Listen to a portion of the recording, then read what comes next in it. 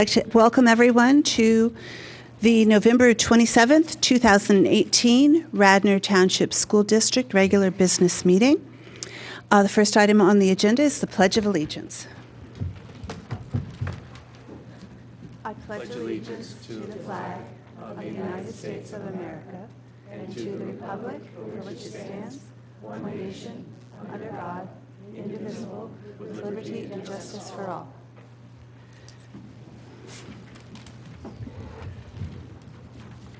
All right, next on the agenda, I need to report on executive sessions. The board met for 4 different times in executive session. On October 30th, we met regarding special education and training. On November 13th, we met again for personnel. Also on November 20th, again for personnel, and tonight, just before this meeting, and again for personnel. And that brings us to the report from our students.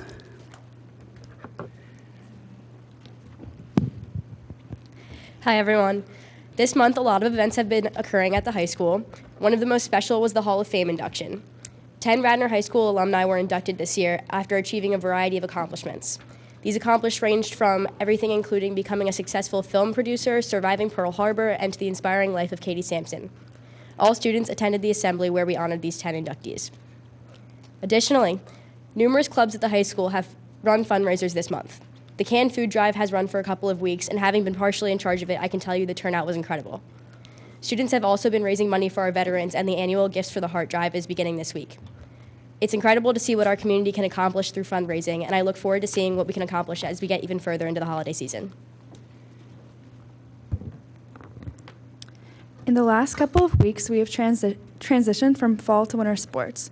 Last week, the wrestling team had some of their first practices, consisting of running, lifting, and scrimmaging. Senior captain Noah Triangan said that everyone is looking pretty good, and this year's team has the most seniors and freshmen than he has seen in previous years. The girls' basketball team has their first scrimmage tonight against Marion Mercy. Their season hasn't started officially, but in recent weeks, they have been training and practicing hard during tryouts. Radnor's winter swim team had their very first practice of the season earlier today at 5:30 a.m.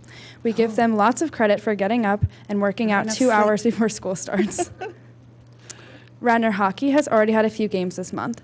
In the first game, the team lost 3-0 to Haverford and again against Conestoga, which apparently is the best team in the Central League. But this Friday, they play Garnet Valley, and they are all very optimistic. Finally, 13 Radnor High School student-athletes signed national letters of intent to further their academic and athletic careers last week. 5 athletes will play lacrosse, 3 will play football, 1 will play field hockey, 1 will golf, 1 will row, 1 will swim, and 1 will play soccer. We are so proud of our classmates and wish them luck with their sports. Thank you so much for having us, and next month we will be bringing a new student representative who will be taking over for me. Thanks. All right, thank you. We appreciate your reporting all year long and your diligence. That brings us to the report from our superintendent. Mr. Batchelor? Good evening. It's good to see everyone. Sorry for our late start. It's nice to have everyone here, and especially some of our students for recognitions, which we'll get to in just a moment. I listed, earlier today we had our curriculum meeting, and our curriculum meeting was an opportunity to talk about some of how we are challenging all of our students and the teaching and learning and what's going on in each of our buildings in regards to teaching, learning, and the building of community that's taking place. And I want to thank our principals for all their work and all the teachers for all they have done to put together those reports earlier that were shared during curriculum.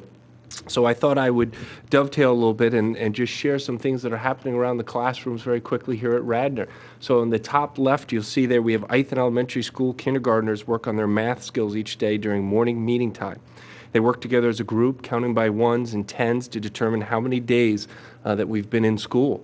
I was coming in and I was thinking, how many days has it been? It feels like it's been many days. The years fly by, but the days seem long, I've noticed. The next picture there over to the right, Radnor Elementary School first grade students We're testing fabrics to see which could be best to wear on a rainy day as part of their weather unit in science class. I probably should have reached out to those kids since they were on the weather unit for help with that last snow call, but I'll look to them in the future.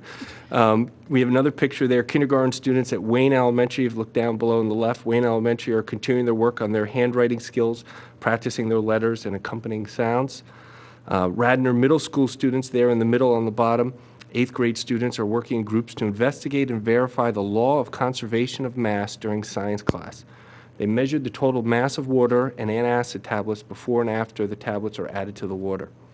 And then the last picture on the bottom right there, we have Radnor High School senior seminar students who were recently working in groups to research marginalized groups and record their own podcasts on what they were learning to share with their classmates.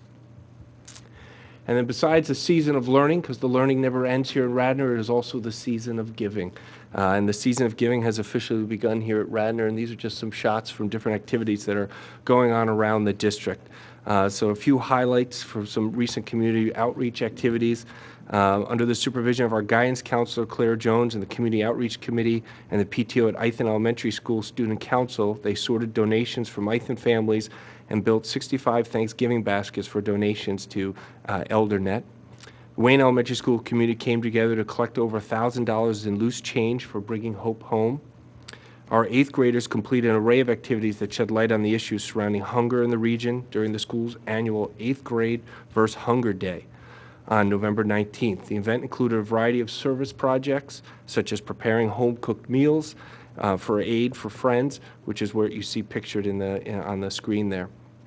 And then the last picture there, you can see high school students serving the high school students in our cafeteria last week and other volunteers. They cooked and served the traditional Thanksgiving dishes to community members at the school's 26th annual Community Thanksgiving Dinner on November 14th. I can't thank enough our students, our staff, and our community that do so much to outreach both within our community and outside our community, to support one another. It is really wonderful to see all that takes place in the district.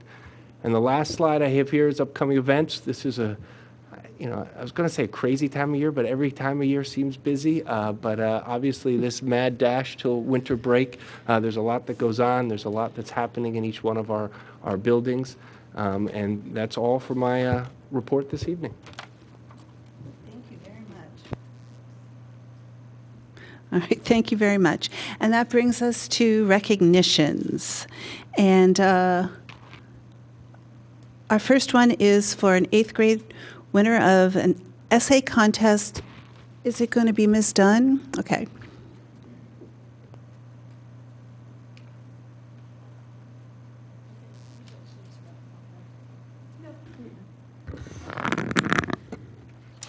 I have the great pleasure to tell you that Radnor Middle School 8th grader Elizabeth Johnstone recently won 3rd place in the 2018 Mary Ryan Memorial Essay Contest. The annual contest is presented by the U.S. Veterans Legacy Project in conjunction with the Delaware County Intermediate Unit in honor of the Veterans Day celebration in Media, Pennsylvania. Along with the first and second place finishers, Elizabeth was invited to read her essay at the annual Veterans Day Parade on November 12th. The winners also received a cash prize and certificate. Open to all Delaware County students in grades 6 to 8, this year's essay contest focused on the bravery of and sacrifices made by U.S. veterans from World War I to the wars in Iraq and Afghanistan. Elizabeth's essay focused on the impact of Choctaw Code Talkers, a group of Choctaw Indians who pioneered the use of Native American languages as military code by American armed forces during World War I. The superintendent, along with the board and the Radnor community, congratulates Elizabeth, her teachers, and her family on this outstanding accomplishment. Come up.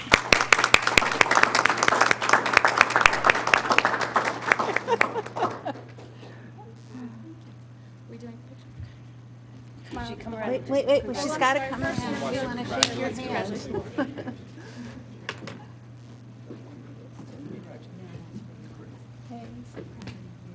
Congratulations.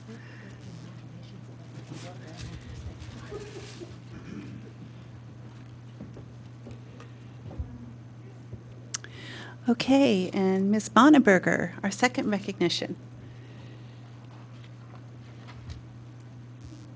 This is for Paige Lowry. Oops.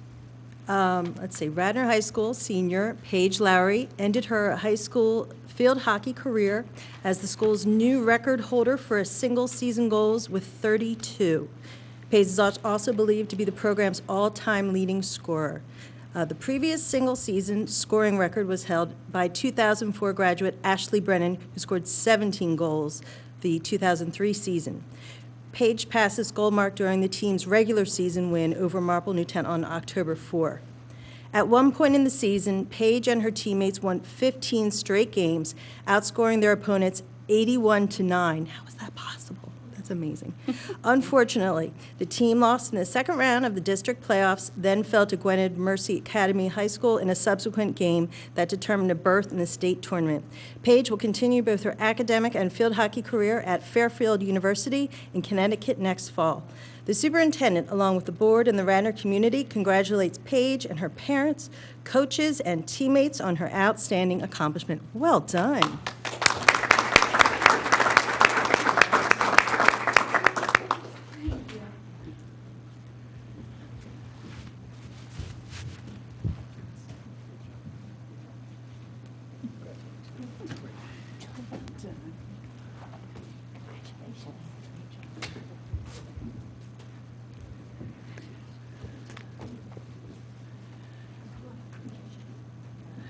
All right, and that brings us to public comment. Citizens are encouraged. Sorry. Letting their parents know they can join the photo op. Yeah, you can be in the photo. We'll shake your hand too if you want to. All right, citizens are encouraged to address the board during the public comment portion of the meeting on the agenda or other topics related to Radnor Township School District. Print your name on the sign-up sheet at the table in the back of the room. Clearly state your name, street address, and topic to be addressed.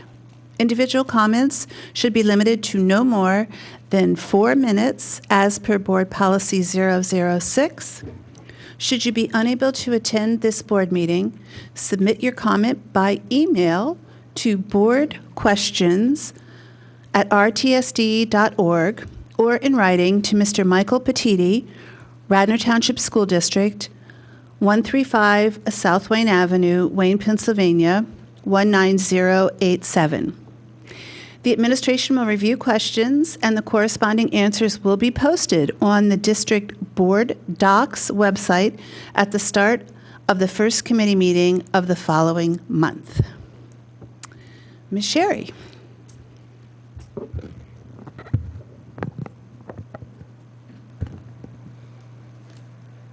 Good evening. Judy Sherry, Governor's Circle, Newtown Square.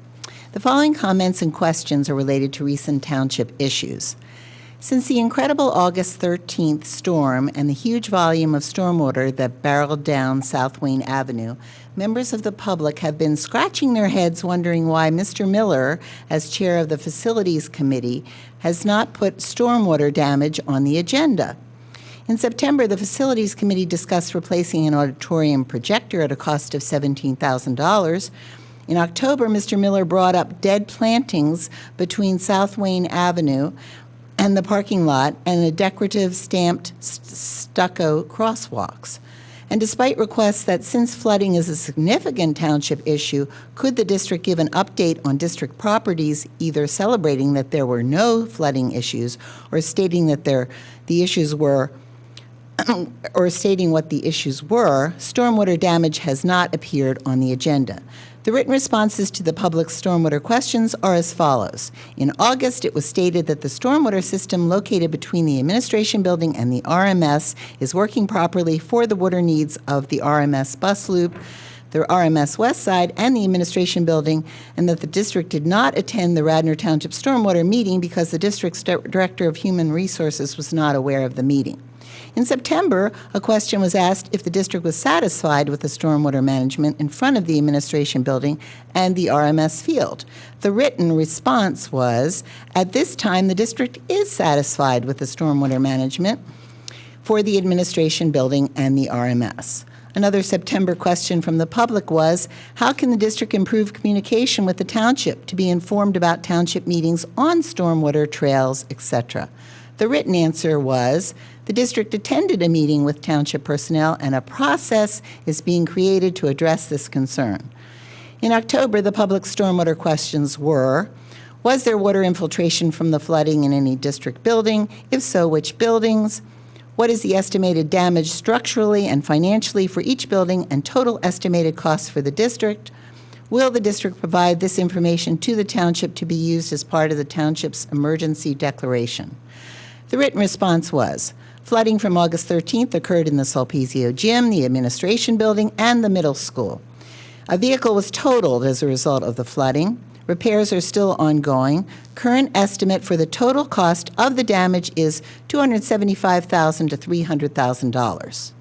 Wow, that was a shock. In summary, at their public meetings since August, the Facilities Committee has prioritized dead plants and decorative stamped stucco crosswalks over discussing $275,000 to $300,000 of stormwater flood damage, possible ways to mitigate it in the future, and developing and communicating a plan for student safety if floods occur during school time. The October written response to what process is being created to improve communication with the township, who is involved, what is the timeline? What the response was, communication between the township and district takes place and will be ongoing. That was in October.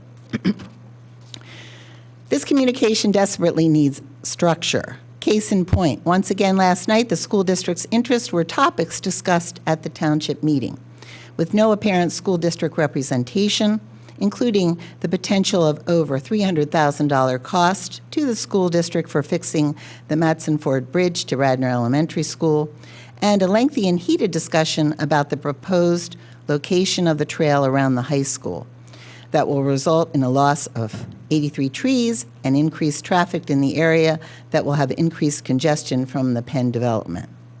Finally, why aren't these... I'm sorry, Ms. Sherry, you've exceeded your 4 minutes. Could you please wrap up your comments? Thank you. I just have one tiny paragraph here. Why haven't these important stormwater issues been addressed in a public way? How can $300,000 of taxpayer assets be damaged without it being an agenda item? How can the district claim to be satisfied with stormwater management? Finally, is there any concern about student safety should this happen again?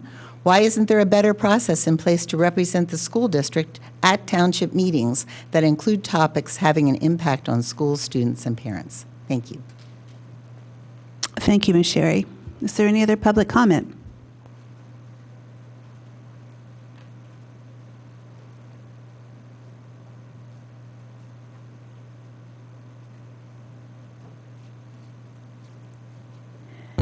Good evening, Cindy Spurtle, Wayne. I have a question on the board doc formatting for the agendas for the meetings. In the prior committee meeting this evening, there weren't any agendas on the table for those who were attending the meeting, so one of the members of the staff went and got one for us. And this is a very clearly laid out, and I'm sure you all will recognize it, clearly laid out agenda. Even in the last meeting, there were annual reports given by each one of the schools, and it lists the name of the individual giving the schools. And it seems to be, my question is, are you, the board members, satisfied with the board docs format if you're looking at the same format that we are as in the public each week? Or are you getting a special agenda such as this one? Last evening, concerning the approval for the Emlyn Tunnel Comfort Station, looking at that on the agenda this evening, item 12.3, reminded me that the commissioners attended a meeting and discussed some important topics with the school district. Last night, I watched the commissioners' meeting, and the Matson Ford Bridge topic came up. And had there been a school board member or representative there, they would have been able to put their input in, because the commissioners were very surprised that the school district was not holding up their end of the bargain.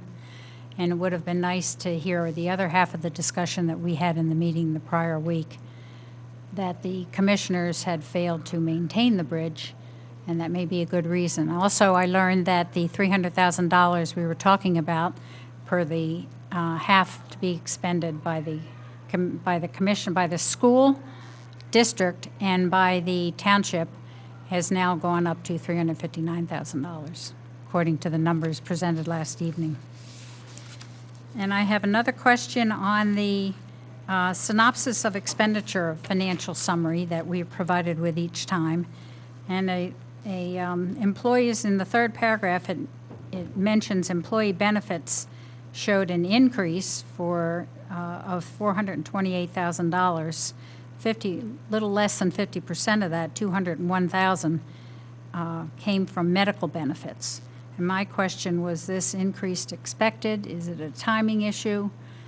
And I'd like to tie it into the personnel category, personnel action items that are on tonight's agenda.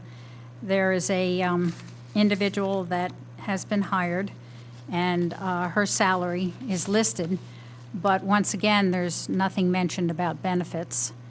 And wondering if when you include salary, so that when the public looks at the total cost to the school district, they'll remember that another probably 50 to 60% additional to that number is going to be added as a cost to the school district. Thank you. Thank you, Ms. Spurtle. Is there any other public comment at this time? All right. Oh, thank you, Susan. Mr. Petiti, is there any email comments? Yes, we have a kind of unique situation this month. We had an issue with receiving email to our board questions account over the past 3 months or so. So we have 1 email from the August business meeting, 3 emails from September, 8 emails from November's 13th curriculum committee meeting, and then 2 emails sent after the 13th to read this evening. So I will try to. So before you go into that, I want to apologize to the members of the public who tried to contact us. We just heard about this, and so we want the public to know that we really value their input. Thank you, Mr. Petiti. Can you continue? Yes. First is from Reese Hillman. I'm a rising freshman that's going to be starting at RHS in the next week. This is on August 28th. Start times have always been very important to me as I'm a person that needs a lot of sleep. I actually love school except for one thing. I'm constantly exhausted and that makes me miserable. My sports don't even end until 9 o'clock and I have to finish homework. I know I'm not alone in having busy schedules and not getting enough sleep as is. It's really hard to take a first period test or learn new materials since most students are still half asleep. The earlier start times not only limit sleep, which is just plain unhealthy for developing teenagers, but I can only speak for myself here, it makes me hate school. I'm so tired that school has become a burden and something that I dread rather than look forward to, as I did in elementary school when I started at 9 a.m. Please consider making the start time later so that kids will look more forward to school and have a positive learning attitude, and so kids are better able to learn after a good night's sleep. Thank you. From the September business meeting, from Rachel Ebby Rosen. To members of the board, thank you for the time and resources you've devoted to studying potential ways to address RHS students' chronic state of sleep deprivation. I'd like to urge you to support the RTSD Sleep Committee's recommendation to change the RHS start time to 8:30. The research on adolescent sleep patterns clearly supports this course of action, and we owe it to our students to do everything possible to promote their physical, emotional, and social well-being. Thank you for your time and attention. From the September business meeting, Jennifer Hasterly. Good afternoon. I am unable to attend this evening's board meeting, but I did want to send my support and gratitude for the serious consideration being given to restructuring school start times. As a parent of a 10th and 7th grader, I can attest to the toll lack of sleep is taking on my girls, particularly my high school student who leaves every morning, often before the sun is up, to catch her bus before 7 a.m. If our students are to be fully engaged in academics, athletics, clubs, and community outreach, they need time to sleep. As you know, the research is clear that our bodies require later wake-up times. As a leader in education, I know that Radner takes this issue seriously and wants the best for our students and for our families. I sincerely hope that this issue will be fully supported and as soon as possible.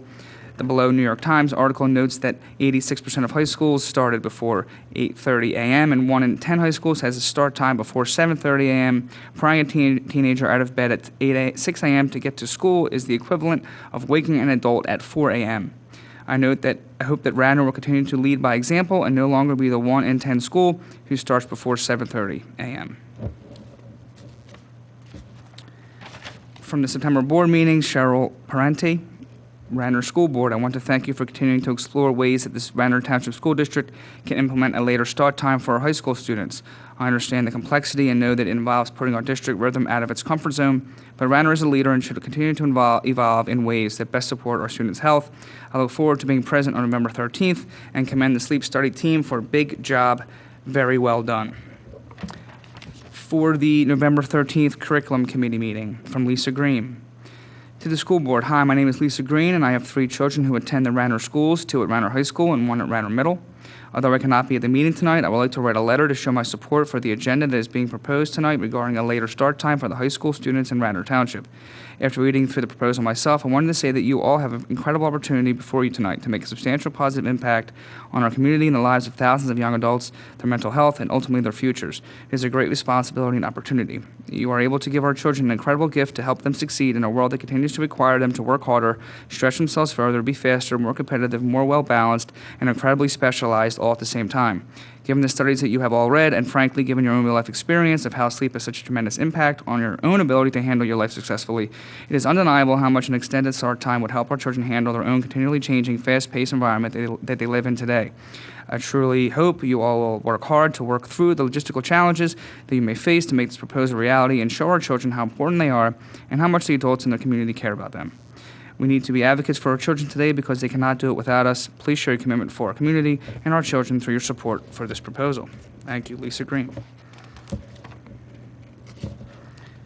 From the November 13th Curriculum Committee meeting, from Maria Calderio.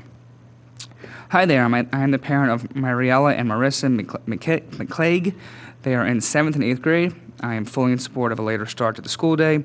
Kids have so many activities after school now. By the time they get home and have dinner, they have hours of schoolwork. This is out of a parent's control, and my girls are staying up later than I would like, but they have to keep up with schoolwork. A later start to the day would allow for much more needed sleep to keep our kids healthy. I wish I could be there tonight, but my schedule won't allow. Please consider a later start time for all of our children's health and well-being. From the November 13th Curriculum Committee meeting, Karen Cohen. Members of the RTSD School Board and RTSD Adolescent Sleep and School Start Time Committee, in light of tonight's meeting on sleep and school start times, I wanted to resend my email of support below. I continue to support the delay in start times for RHS students and see no drawback in pushing the elementary school start time back by 15 minutes. Thank you very much for your consideration. It looks like this original message from May was read at the May board meeting, so I won't reread that. From the November 13th Curriculum Committee meeting, Mary Ann Belts. To whom it may be concerned, Bob and I completely support changing the start time of Radnor High School students. Out in California, they have seen an improvement in students' grades and less car accidents in the teenage population as 2 of the main benefits.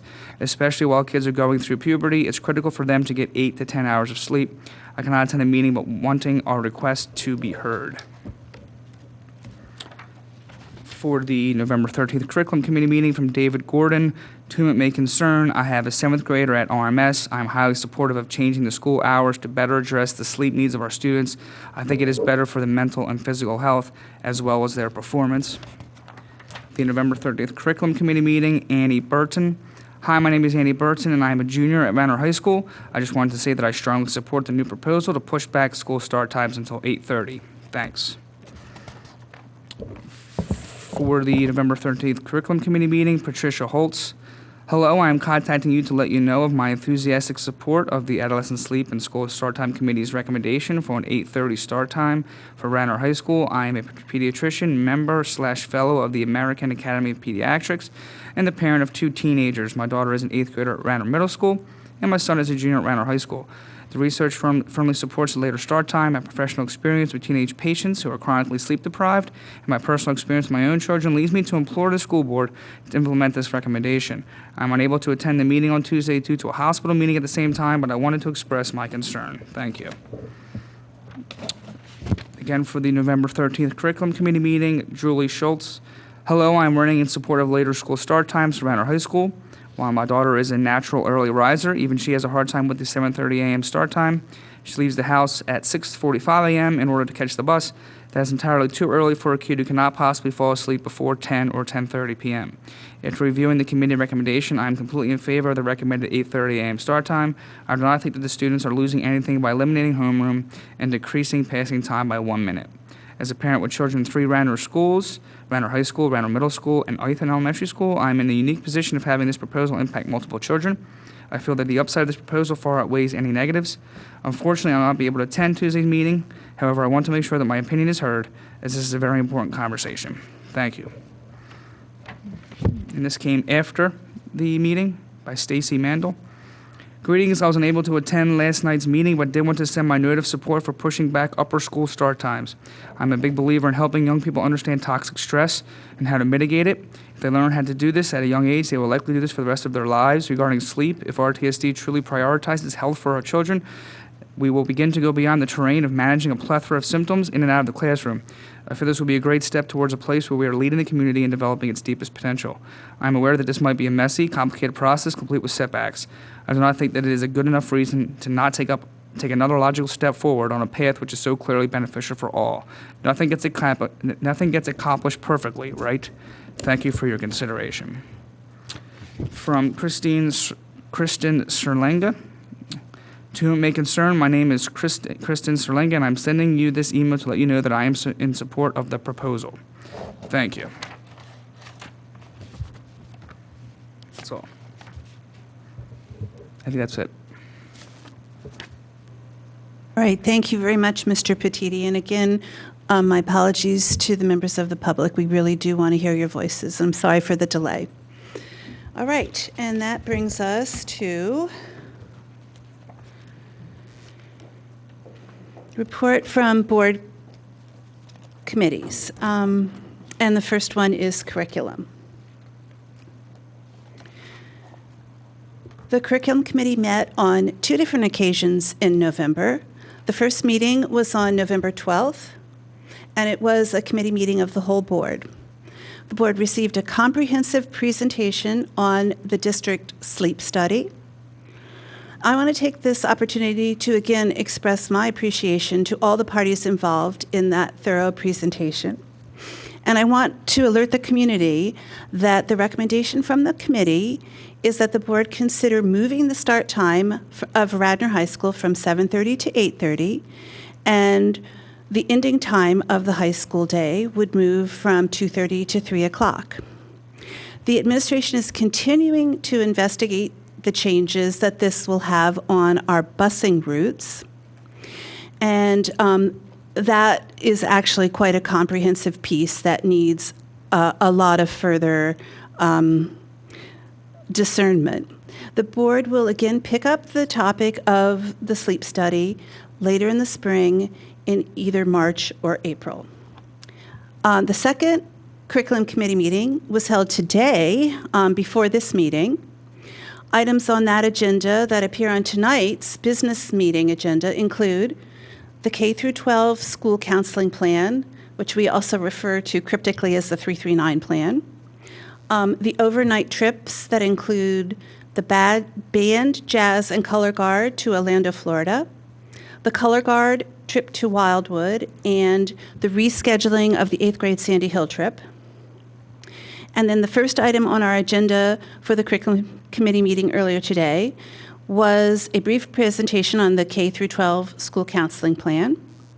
Then we also received a really interesting presentation from a student on something called the GPSA experience. We received an update from Dr. McQuiggan on the 2017-18 annual report of the district's data and student achievement. And then we had presentations from each of the school principals on their annual report of data and achievement at each school. And unfortunately, we ran out of time, so that will be continued at our next curriculum committee meeting, which will be December 11th at 5 p.m. And that brings us to the Facilities Committee. Mr. Miller? Yes, the Facilities Committee met on November 20, which was last Tuesday. I was on the telephone, listening and participating silently. Via text, yeah. Questions via text. The Emlyn Tennell Park Comfort Station that the township wants to put up on part of our plot and part of theirs because we split the ownership of it. Tammy Cohen presented that. Then we had another Radnor Trails update. I think they said it was the 8th or 10th time he's been there. Peter Simone came, and that was a long discussion about the Radnor Trail. And then Mr. Norsini from the township was there to present a number of things that they want to do. They're repairing the stormwater basin at North Wayne Field. The Matson Ford Road Bridge was talked about quite a bit, and also the stormwater management on South Wayne Avenue was talked about. So there was a lot of things talked about, so watch the video on YouTube if you want to find out more. Okay, thank you, Mr. Miller. That brings us to the Finance Committee. Ms. Stern?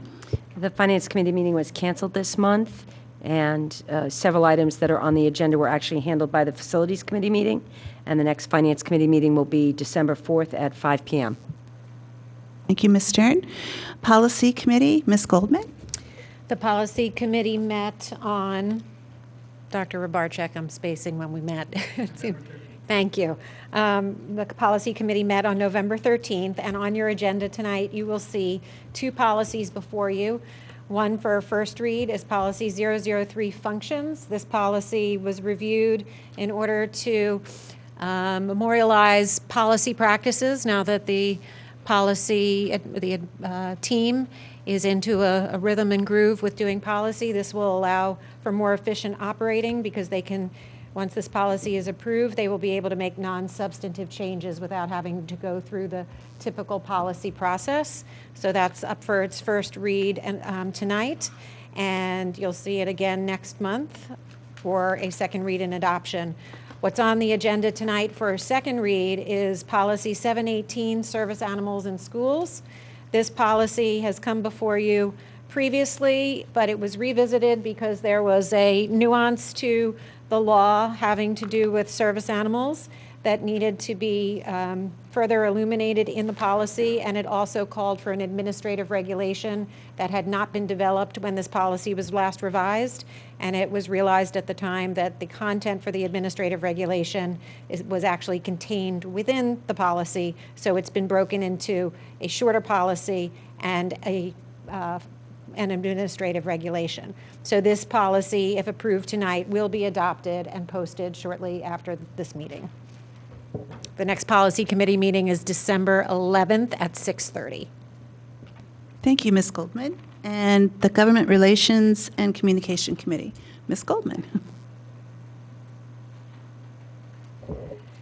Okay, so the Government Relations and Communications Committee meeting took place also on Tuesday, November 13th, and on the agenda was an update on the outcome of the election, where Mr. Petiti reviewed for us who our local, state, and federal representatives are on the heels of the election and how that impacts the upcoming legislative breakfast that we have every year.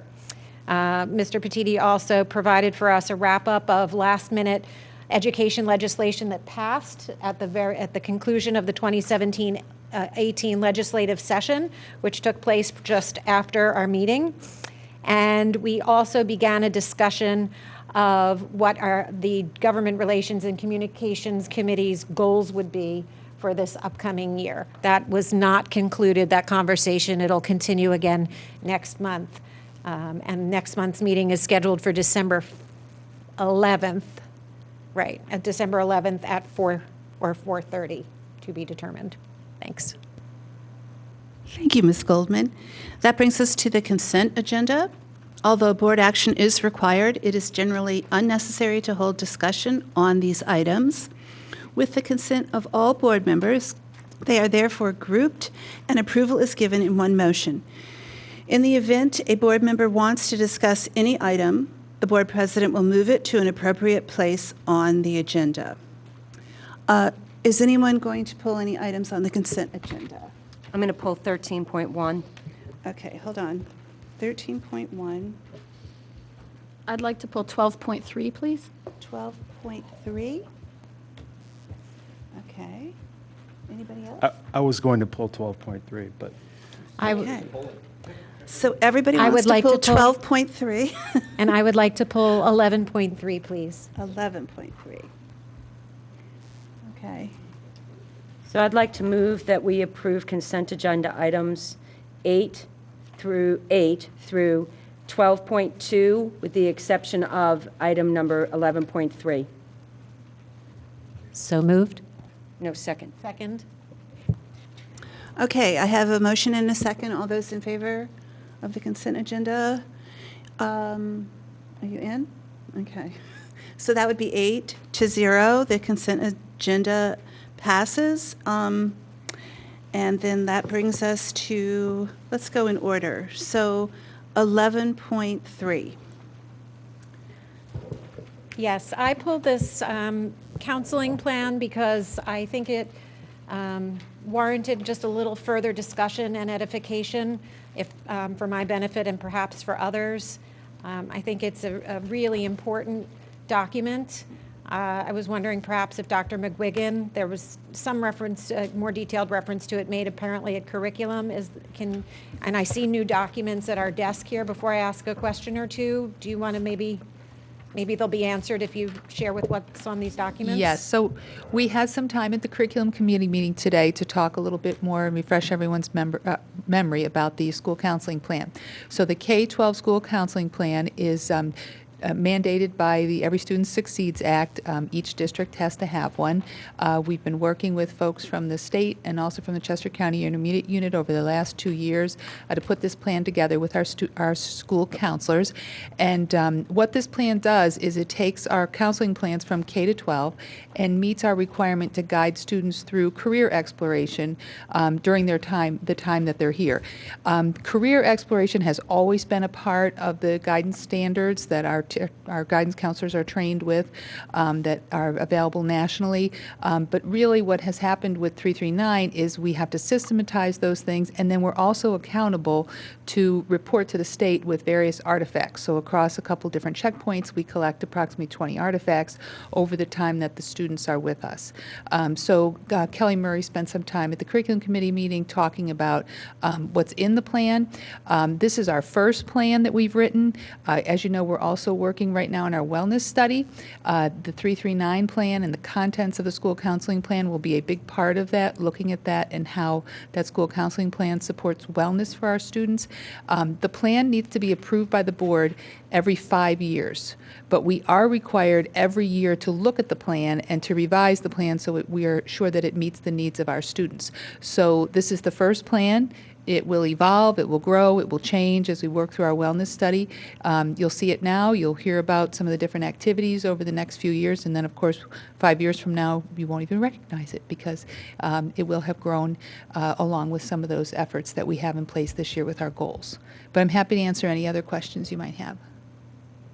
Oh, thank you very much. And I think this is new. Can you just, the district goal for student study wellness, it sort of looks like a graphic organizer? Yeah, so one of the things we've really been working on as we work through different district goals is to show how our goals are interconnected. So what you'll see there is that's a snapshot, it's a little visual that Dr. Murray put together as we took the wellness study and divided it into what we're calling 3 pillars that we're looking at. And one pillar specifically involves the 339 plan and college and career readiness. So what she wanted to show is how the 339 plan is going to become part of the wellness study, and you can also see how other projects we've been working on like sleep and whatnot fit into the different pieces of wellness. With the wellness goal, we felt that it was a large goal. I mean, everyone has a different definition of wellness, and we thought it was really important at the onset of looking at that goal that we defined exactly what it was we were going to look at and how we were going to compartmentalize what we thought the important pieces of wellness is. So I think that snapshot just helps you to see how the 339 plan fits into that puzzle. Thank you. I do. I think I had heard mentioned several times that the counseling plan would become a part of the larger initiative of studying student wellness, and this is really a helpful tracking mechanism to sort of see how those moving parts fit together. So thank you for that. I just had one question, a more global question, and it has to do with school counseling and our resources, because I know that it's the Pennsylvania Association for School Counseling and the National Association for School Counseling says that the student-to-counselor ratio should be 250 to 1, ideally. And in looking at this report, it was kind of interesting to me, actually, that we're sort of on target at the high school level, but really not anywhere close to that at the elementary level. And I was just wondering if that's something that we'll perhaps we'll be taking a deeper dive into as we go through the student wellness study to see if we are appropriately resourced to serve the needs of our students, especially with the extra component added on in terms of the career readiness aspect of the school counseling plan, because that falls on the school counselors primarily. I know the classroom teachers probably have to deliver some of that curriculum, but my understanding is that most of that is now an extra item to be executed by school counselors in addition to all the other things that they need to attend to for the sake of our students. So is that something that's... So those are two very good points. So, one thing to remember is, we do turn to our national standards and our national organizations to help us with all different areas. But as you know from many of the audit presentations we've done, our National Organization for Physical Education will tell us we need more physical education. Our National Organization for Math will tell us we need more math. So, our National Library Association tells us we need to spend twice as much money as we're spending on library books. So I think it's our job to look at all these recommendations and ask ourselves, what are our goals in Radner? What do we want students to know and be able to do? And are our resources capable of reaching that goal? In light of that, is directly related to school counseling, this year we are experimenting with some extra school counseling support. So we do have a contracted counselor in place who's working across the 5 schools, and she is specifically here to support our counselors with getting the pieces in place for 339. So while our counselors do have some specific activities that they need to perform, exercises they need to do with students, activities they need to run, lessons they need to teach, she's there to support them in picking up things like students that might have been absent or might be reluctant to fill out an online survey or things like that. But the other thing I think is important to remember is that the way that the 339 plan was constructed, the very first step in that process was for our counselors to sit together and to each map out what it is how they spend their time, what it is that they do every day, down to the hour and down to the minute. How much time do they spend working one-on-one with children? How much time do they spend, counting out PSSA booklets? And that was the starting point for creating the 339 plan, in that we wanted to take the things that they were already doing and just make sure that those things were being delivered to all of the students. So whereas I may have gone into all the 3rd grade classrooms and done a lesson on career counseling or career choices or whatever in previous years, maybe I didn't go back and follow up with students who were absent, or maybe I didn't ask students to reflect upon how that applies to them individually after that session occurred. So much of what they are doing in the plan was directly targeted at taking what we already do and making it work with the plan, both from the counseling aspect and also from the curriculum aspect. So I know one of the examples you've often heard is the Walk to Wayne. We've always done the Walk to Wayne, but have students taken time afterwards to reflect, what have I learned from my Walk to Wayne about careers, and what might I take away that might help me to think about aspects of careers that I might be interested in or not interested in. So we're looking for that overlap, and at the same time we are also experimenting with the idea of having some additional support and how that additional support might help relieve some of the burden on our counselors. Thank you. And I just have one more question in terms of the career component. Is the essence of that requirement just to have engaged students more in thinking about being aware of careers and an even deeper dive as they get older, or are they trying to provide sort of a pathway towards what the workforce needs are projected to be in the future, which is not necessarily every career? Is it supposed to be targeted specifically to what the workforce needs are in the future, or just career in general and just exposing them to enhancing their awareness of career readiness? Well, I think they definitely want us to move beyond awareness. So when it first came out, of course, originally people were saying, oh, we'll have a career fair. And that's one of the examples that specifically came from PD as an example of something that does not meet the criteria. Having a career fair and having students walk around at a career fair does not, ring the bell for one of these artifacts. The students have to specifically look at aspects of those careers that they're learning about in those fairs and how those things apply to what their interests or desires or passions or whatever it might be. So really the piece is, exposing students to a wide variety of careers, looking at the characteristics. Do you like to stand up while you work? Do you like to be active? Do you like to be sitting at a desk? Do you like to work with people? Do you like to work alone?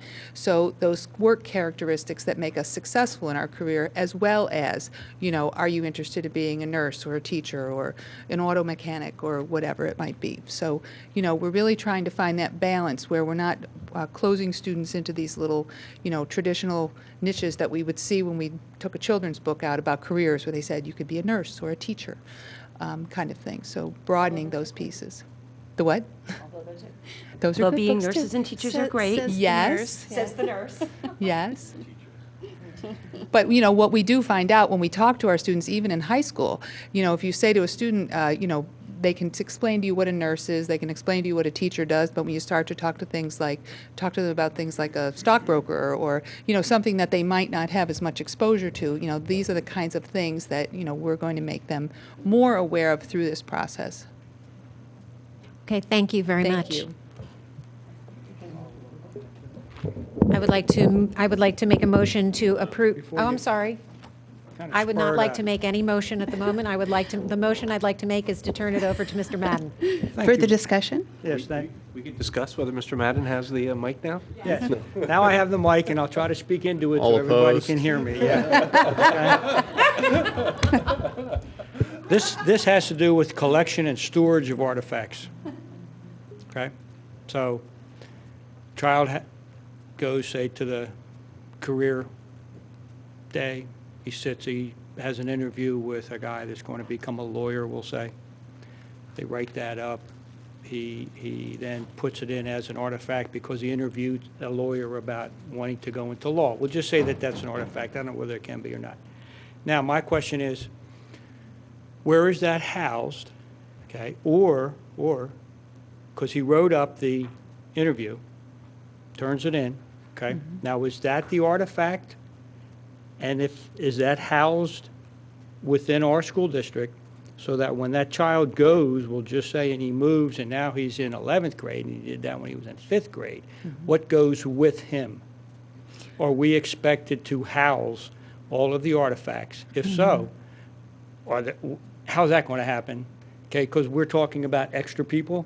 Who's going to manage that? Because 3,000 students who are expected to have how many artifacts by the time they graduate? 20 artifacts. Okay? That's a few artifacts. Okay? And my concern is who's going to manage that system? Where's that going to be? And if a child does go, what goes with them? And if a child comes in from another school, what do we get? And then do we have to look at their artifacts and see whether they're up to the level of our artifacts? So, good questions. Yeah. So the week before Thanksgiving break, we had a day-long meeting with our school counselors and also our health and PE teachers, because that's the group that's really working together on the core of this plan. We had 2 vendors in.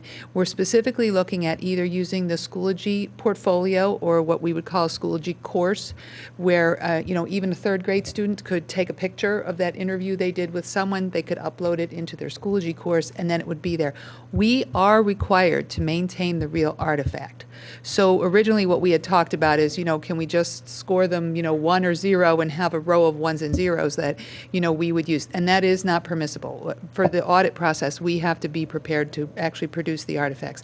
The other piece we're looking at is Naviance. Naviance is a system the guidance counselors use to help students, collect things like college application references and recommendations and things like that. Naviance, it does a good job of storing some of the pieces that are in Naviance. Obviously, the student takes an interest inventory in Naviance. We can store it in Naviance. They really haven't kept up yet with the idea of uploading things. So if we do the walk to Wayne, what are you going to do with this loose leaf paper or the Schoology assignment or whatever? So our goal is to, number one, use something we already have. We don't want to create another system. There's a lot of people out there selling systems now that say, we will help you meet the needs of your 339 plan. We don't need another system. We need to work either within Naviance or within Schoology or a combination of the two so that all of our pieces are in one place. Naviance is probably ready to fit the bill for middle school and high school. Their elementary piece is not up to snuff yet. So we're going to come up with either a combination of those two or either one. But as you mentioned, right now, our artifacts we collected last year are in big folders sitting on the guidance counselor's desk. So, 330 walk to Waynes have to be sorted out into individual folders. Mm-hmm. But Okay. technology is definitely the way to go. All right, thank you. Thanks. All right, very pointed and informative questions. No, my wheels are spinning. Do you want to? Yes, Commotion? I'm just double checking. I would like to make a motion to approve agenda item 11.3, which is the K through 12 school counseling plan. Okay, I need a second, please. Second. Okay, I have a motion and a second. All those in favor, please show with a hand vote. That passes 8-0, and that brings us to, I got to flip back a page. 12.3. Thank you. And who pulled that? I pulled that, and my request was just, it's a new item that's just come up since the facilities meeting last week that the board has considered. We got a draft document, but it ties to an original agreement, which I asked to see, and I didn't ask till this afternoon. So I was hoping to get a copy of that, and I was hoping, unless it's something really urgent that we know the township needs immediately, that perhaps we could table this until our December meeting. Yeah. So I just want to say about it that, in theory, we support very much the actions that they're trying to do on Emlyn Tennell Field on behalf of the community and the Little League. But I think that there are some issues that still need to be ironed out with regard to the actual agreement. So does anyone else want to weigh in on that? What are your thoughts? Do we have time to wait until the December meeting to actually have the agreement before us and have a chance to review it? Well, what I was going to say is that we had the holiday weekend, the long holiday after the facilities meeting that we had a week ago. And then we just got the agreement by email yesterday to have a look at. So just a little more time, but the big picture is that we approve of this, but we just want to take a closer look at the details. Right, and I don't think it will impact the pace that the township's moving on right now. Tammy said that they can wait. Yeah, they're still in the design. Yeah. They're still so revising. It's not going to the- affect. Yeah, affect they haven't shown us the final design yet, so, and We just want to be able to do our due diligence, as Sarah stated. Okay, I so agree with. it looks like tabling this item, and again, by stressing that we are in support of this, we just need to look at the actual written agreement, which is in legalese. Right. One more Karen, time. So, Mike, I think my question to you is, Sarah pulled this from the consent agenda. If we take no action, it's not even so much tables as we just don't take action, or do we table it? Is there is there any difference, Ken, Mike? No, since no motion's been made, it's not actually properly in front of you yet to be moved. Just the fact that it was printed on the agenda doesn't mean you have to table it. It only needs to be tabled after it's moved and seconded if you decide you don't want to move forward with it. So just pass over it. Sarah just pulled it. Yeah, and it's the easiest way to proceed. Okay. So we could, between board leadership, and we can look into, bring this back next month. That would be fine. Sure, and get the original contract that Sarah had asked about. Yes, we get that to the whole board. Okay, That great. would work fine. But just to stress again to the community that we are in support of this, we are in no way holding this up. We just really need to do our business properly. All right, and that brings us to 13.1. Ms. Stern. Right, so I pulled 13.1 as the personnel category. I'd like to move that we approve it, but I would like to delete the name Karen Schulberg. She is on there as a contracted homework club employee, and that she's not going to be doing that, so we're just not even going to approve her tonight. So with the proposed personnel action items with that name, Karen Schulberg, deleted, I move that we approve it. Second. Second. Oh, sorry.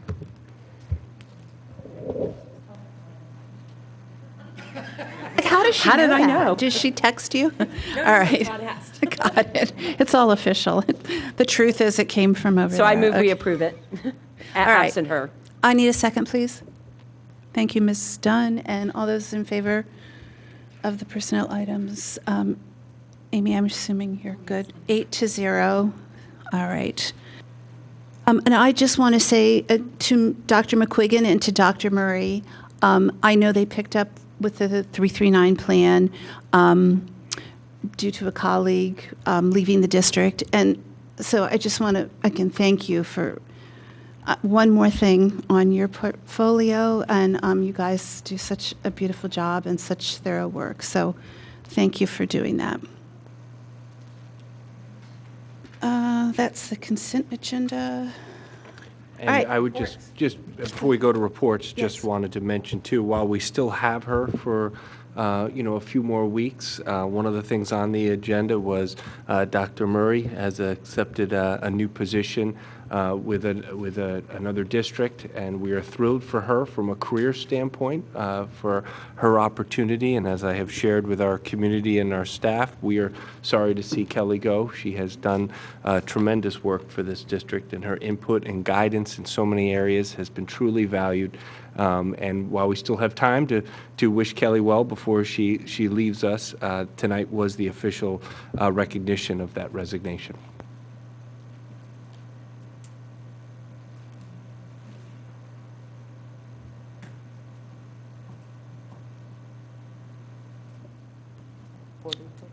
Right. Okay. Yes. So that brings us to board reports. First, Delaware County Community College. I'm shuffling papers here. Okay. The Delaware County Community College Liaison Committee met on October 24th after the annual dinner that they hold for school board members and administrators at the college. Dr. Barczyk, Ms. Stern, and I represented our district at the dinner. We received an update in the Liaison Committee on enrollments at the college, which are down again this year. However, the good news is that dual enrollment, and that's where high school students receive college credit, is up dramatically and continues to grow. Also at the Liaison Committee, it was announced that the college was voted for the 9th year in a row as one of the best places to work. And lastly, the college presented their budget, which will call for a contribution from member school districts that will increase 1%. And I just want to highlight that although is an increase, is well below the Act 1 index. And so, in my opinion, the college continues to be an excellent value for our taxpayer money. The next meeting of the Liaison Committee will be January 16th. And that brings us to the Delaware County Intermediate Unit, which is Ms. Booker, and she is not present. So we'll move on to the Federal Relations Network. Mr. Madden? Yes, there's a meeting coming up the end of January to February, and I'll have more information about that later. Thank you. The Delaware County School Board Legislative Council. Ms. Goldman? The council met on November 21st, and a few of the items on the agenda were a review and discussion of a survey that the council sent out to its representatives, school board presidents, and superintendents. I'm assuming Ms. Solomon and Mr. Batchelor filled it out and want to say thank you for that. We got some really interesting feedback that's going to inform how the council runs going forward. And some of those initiatives will already take effect by the time we meet again in December to make it easier for people to access the meeting, know what's happened if they weren't able to attend, et cetera. The other thing we talked about was the PSBA school safety update live webinar that had taken place, much of it focused on the Attorney General's Safe to Say Something initiative. That is a requirement as part of Act 44. And that is basically going to be a hotline that will take effect on January 14th for anybody who is concerned about a particular student's behavior to call a tip line. Students can access it, parents can access it, anybody in the community, if they're concerned about a child, calls this tip line, and then those concerns are sort of vetted and then routed to the appropriate school district, the corresponding school district. So we talked a lot about that because it is quite the initiative put on the plates of school districts. Another one of those unfunded mandates that it has value, but it's, again, yet another thing that school districts have to attend to, and it's pretty involved. And then we talked about the PA Schools Work campaign launch that Mr. Madden and I attended a couple Saturday mornings ago. The goal of the PA, it was actually really interesting how it took place. Rather than everybody go to Harrisburg, they had by satellite people gathered in about 8 different locations around the state. And the essence of the campaign is to advocate for dramatically increased public education and basic and special education funding for school districts. And the targets are this year in the governor's budget, there was $100 million for basic education funding. The goal is to get that to $400 million, and special education funding was increased by $25 million. The goal is to get that to $100 million, and those are really the primary objectives of this campaign, and it was represented by people from every shoulder county of Philadelphia at the King of Prussia location. So it was really exciting to see that launch and have people come together. I don't know, Mr. Madden, if you wanted to add anything because you were there, or? Yes, I would, actually. I think one of the things that struck me was the fact that there is a resolution that they're passing around. So we will bring that forward to our board. And that kind of brings us into the Government Relations Committee, Communication Committee. It gives us something to do. It's a resolution on how can we increase the funding that's going to our schools. In the past, we've relied on the answer from the state pointing to the federal government and saying if they would live up to their 40% of the special education costs that they promised us back in the 70s, okay, we then would be able to fund you to the level that we could. So what they've done almost with that is say, we've tried that. I've been going down for pretty close to 20 years. We do that every year, and every year they say, sorry, can't help you. Now we're moving and we're saying we're now going to go to the state of Pennsylvania and say, you know what, you guys have to cough this up. You guys have to look into this. You guys have to help us solve this. We need more money towards the basic education, and we need more money for special education. And that's what this group is going to do. I don't know, how many people do you think there was? A couple hundred, possibly? King of Prussia? Yeah, just the King of Prussia. Yes, from And among there Philadelphia County and the 5 shoulder was 5 counties. other locations around the state. So it's a movement that is really catching on. And I think we would be, well, we'll bring it back to you. We'll bring it back to our committee, and we'll then come to the full committee once we have it kind of hashed out of what we may want to do with this. But I think it's an effort that we need to get involved with. And there is some leadership roles that have to be taken on, and I think we have people within our board that may be willing to do that because they're looking for people to help, and they know who we are. That's all I got. Okay, thank you. The council will meet again on December 12th. Right. Pennsylvania School Board Association, PSBA, Ms. Dunn. Yeah, this month's legislative report updates board members that the State Board of Education is revising teacher certification rules, and also gives a bit of a primer on the Future Ready Index, which is replacing the school performance profile. We had a pretty good primer on that in our curriculum meeting. If anyone's interested, I'm happy to forward the email to the rest of the board members. I'm sure the information is just also on the PSBA website. The other piece I wanted to mention to folks, if you're interested and you have an evening to spare, there is an additional director training, kind of an update training past the baseline one that Andrew and I went to last last winter. And you do need to register for that. There are 4 different locations, but you do need to register for it, and I can also send that to anyone who's interested. Thank you. Parks and Recreation, Ms. Bonneberger and Mr. Madden. Chuck, beyond the Emlyn Tunnel Park proposed structure development, I can't think of anything else to talk about. Well, we did begin to talk about Odoricio Park and the possibility of coming up with a master plan so that we're not just putting a little money here, a little money there. Where's the money going to go, and where will it go, so that it will have an impact on the actual playground area itself, the park. We talked about the possibility of moving the basketball courts back to where they were. Would say almost originally, but at least when I was young. Actually, I'm so sorry. So that was about it. Well, and we're forgetting their discussion about how they are managing their workaround with Sulpizio. Right. Yes. That was a They big one. thank the school board for cooperating as we're working with the insurers to make sure that they're replacing. We saw pictures of the job. They're going to do a really good job. One of the questions that we had was the door in the back between the firehouse and Sulpizio, the door that goes into Sulpizio. A couple questions came up. Do we need that? Number one, do we need that? Because if we don't, brick it up, because that's where the water came in.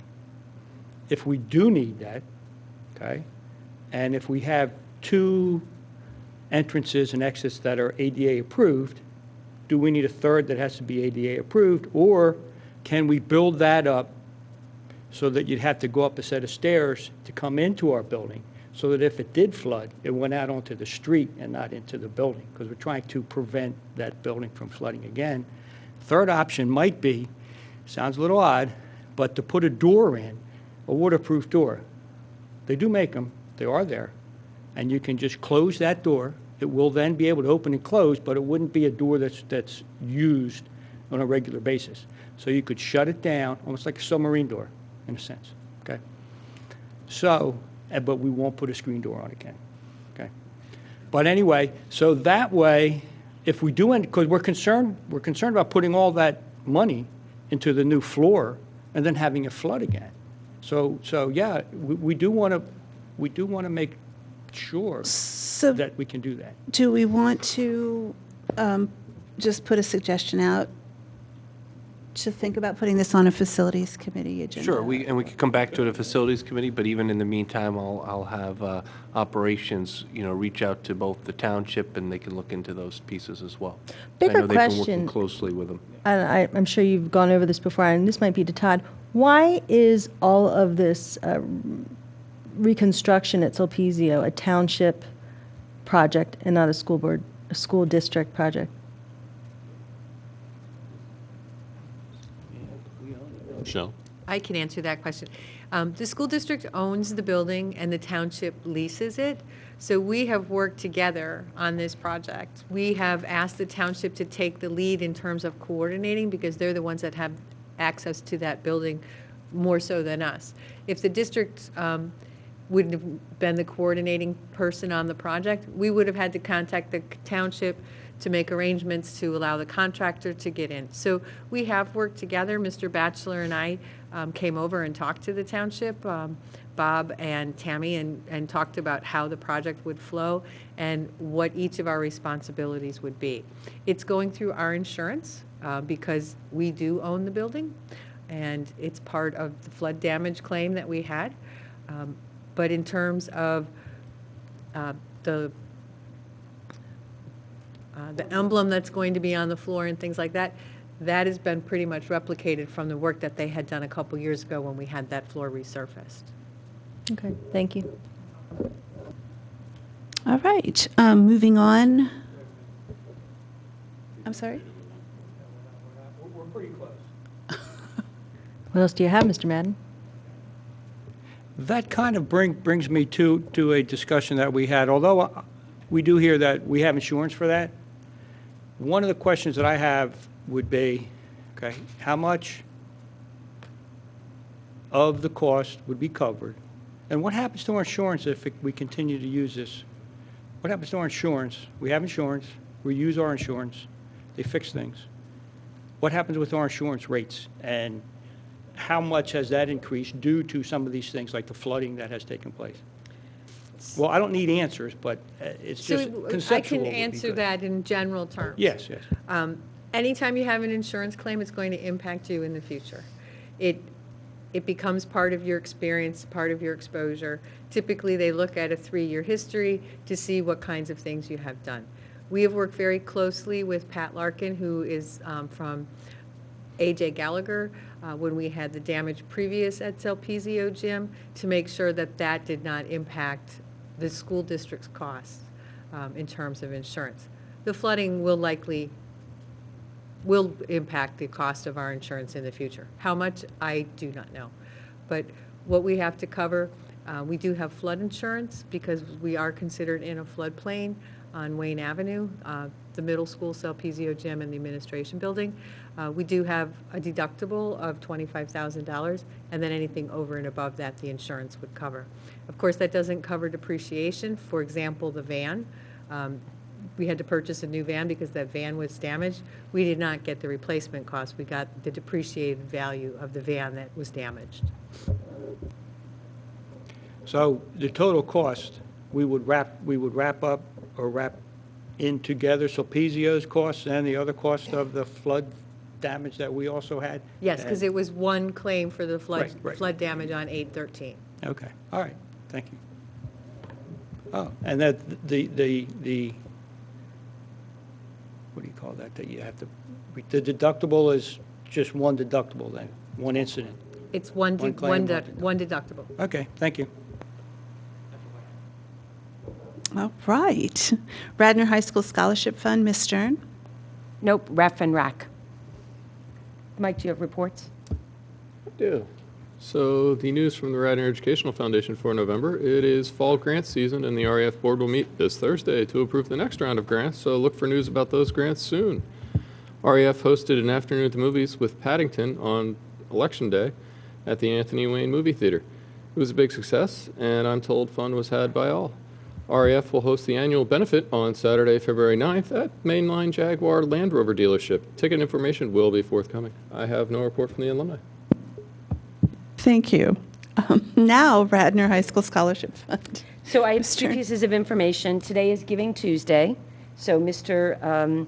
Lewis asked me to remind you that if you got your Radnor High School Scholarship Fund campaign letter in the mail, today is the perfect day as Giving Tuesday to make a donation to them. In addition, I'm going to pass out these flyers that one of the members of the board brought to me. There's Breakfast with Santa on Saturday, December 8th.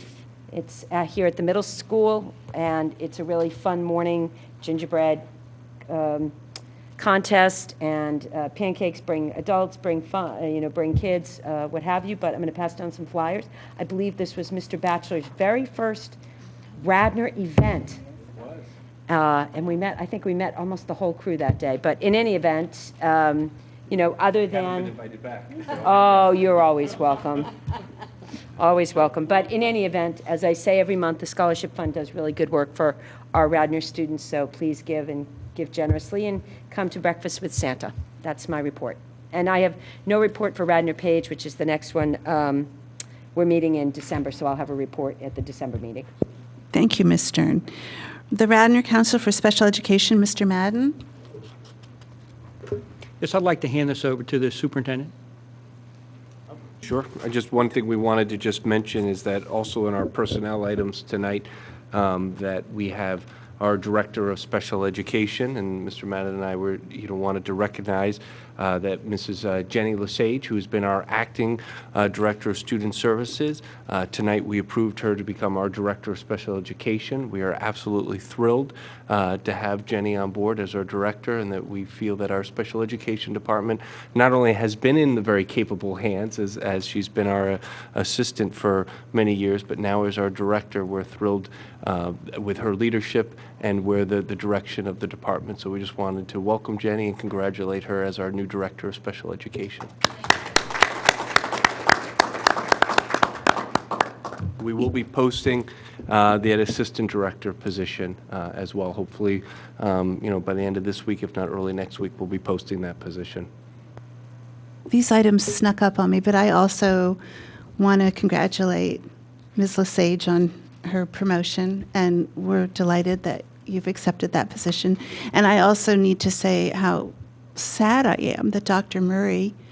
Kelly Murray is going to be leaving us, but she's very talented, and so she's got other opportunities to pursue. All right, let's see, special ed, that brings us to the conclusion of our committee reports. Is there any new business? Okay, seeing none, board announcements. The Facilities Committee will meet on December 4th at 5 p.m. Facilities Committee, also December 4th, 6 p.m. And the reorganization meeting will take place on December 4th at 7 p.m. All those will be in the Administration Building. Government Relations and Communication Committee will meet on December 11th at 4:30. The Curriculum Committee will meet following that at 5 p.m. And the Policy Committee following that at 6:30 p.m. And again, all those will be in the Administration Building. And our next business meeting will be December 18th at 7 p.m. in the Radnor Township, Radnor Shire room. All right, that brings us to our final round of public comment. Citizens are encouraged to address the board at this time to comment on matters of concern, official action, or deliberations which are or may be before the board. Speakers are respectfully requested to avoid redundancy and to limit their comments to issues for which there was no previous opportunity to offer remarks. Please print your name at the sign-up sheet in the back of the room. Clearly state your name, street address, and the topic to be addressed. And individual comments should be limited to no more than 4 minutes as per Board Policy 006. Should you be unable to attend this board meeting, submit your comments by email to boardquestions@rtsd.org, and we will be sure to get them this time, or in writing to Mr. Michael Petiti, Radnor Township School District, 135 South Wayne Avenue, Wayne, Pennsylvania, 19087. Again, the administration will review questions, and the corresponding answers will be posted on the district's board docs website by the start of the first committee meeting the following month. Ms. Sherry. Judy Sherry, Governor's Circle. It just occurred to me that it takes almost longer to give instructions to the public than the public has to actually speak. When a question was asked about which national organizations are in favor of installing seatbelts in school buses, the written response was, the National Transportation Safety Board now recommends new buses be equipped with lap shoulder seatbelts. So the question tonight is, what is the strong recommendation of the American Academy of Pediatrics regarding three-point seatbelts and child restraint systems? And finally, in August, a question was asked, what is the total number of hours and cost of hiring Fox Rothschild for the investigation of a school board member? As you recall, this was a very public issue initially. The written response was, the district does not plan to discuss this matter any further. That was in August. In September, the question from the public was, what is the total number of hours and cost of hiring Fox Rothschild for the investigation? And the written response was, the total amount paid to Fox Rothschild was $14,726. In October, the question was, how many hours were billed by Fox Rothschild for the investigation? The written answer was, the total hours for the investigation is 65.5 and 10, 65 hours, over 65 hours. So I apparently have to ask 3 times to get the answer to the first question. But the conclusion is that a lot of money was spent and a lot of time, and from a public perspective, nothing has been said, nothing has been reported, nothing has been done. And it looks to the people out in the audience that the investigation was done for political purposes, and it was a big waste of time and money. Thank you. Thank you, Ms. Sherry. Is there any other public comment?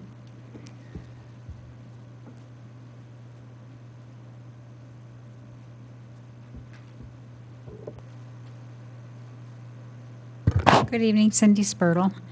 I would just like to say that I wish Dr. Murray the very best and where she's heading, and I will, and I know many members of the public will miss her being here, and the very direct and concise answers and clear answers she would give to the questions that were presented by the public to the board, and that will be missed. I also have a question that was asked. This is on the list of the October meetings. So the question was during October, my question on what the responses to public comment, could they be posted sooner? And the answer that was given was see the October government meeting answer to the question. And the answer to a similar question from the Government Relations and Communications Committee meeting was the district administration made this determination. Well, I'm the public who speaks at, I'm a member of the public speaking at almost every meeting over the last couple of years, having to only address my questions and requests to the board.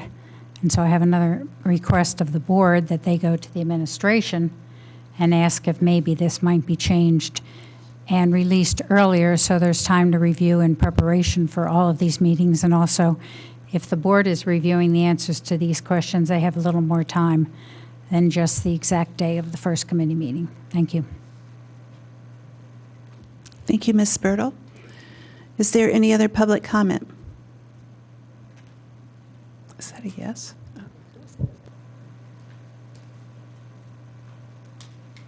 Hi, Brad Moore, Hickory Lane, Rosemont.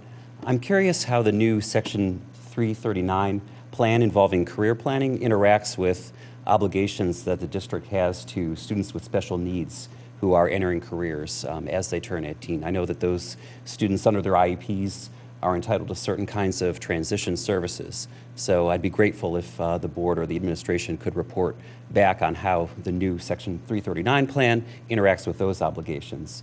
And I think also that that would be something that would be beneficial for the Radner Committee on Special Education to hear. I know we had Mr. Madden and Ms. Goldman and Ms. Lesage at our September meeting. I'm sure the committee would appreciate it if that information was presented to them as well. Thank you. All right, thank you, Mr. Moore. Seeing no other public comment? I move we adjourn. Thank you. I need a second. Second. All those in favor? I have a comment. Nobody wants to adjourn. Oh, excuse me? Hold everything?